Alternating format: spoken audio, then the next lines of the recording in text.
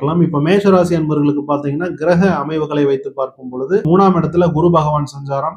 இப்போ குரு உங்களுக்கு ஜூன் மாதம் 2ஆம் தேதிக்கு பிறகு குரு உச்சபலத்திற்கு சென்று உங்களுக்கு 4ஆம் இடம் அப்படிங்கிற வீடு, வண்டி, வாகனம், சொத்துக்கள் போன்ற விஷயங்கள்ல முதலீடுகள் செய்யக்கூடிய வாய்ப்புகளை உருவாக்கி கொடுப்பார்.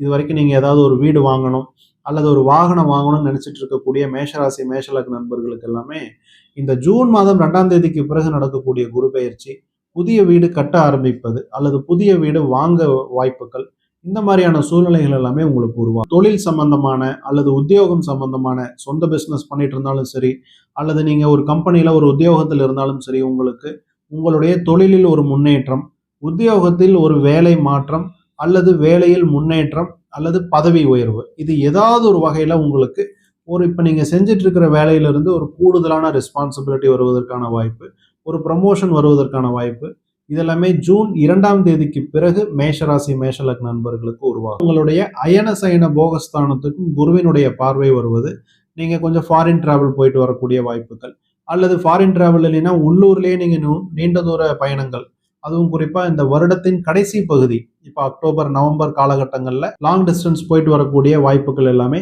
மேஷராசி மேஷலக்ன நண்பர்களுக்கு இந்த வருடம் அமையும்.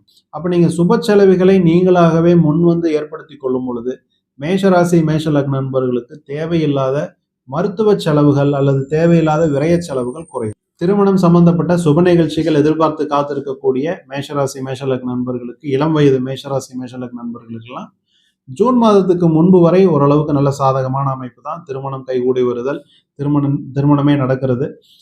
ஆனா ஜூன் மாதத்திற்கு பிறகு நடக்கக்கூடிய குரு பெயர்ச்சி உங்களுக்கு திருமணத்திற்கு அவ்வளவு சாதகமான சூழ்நிலை இல்லை.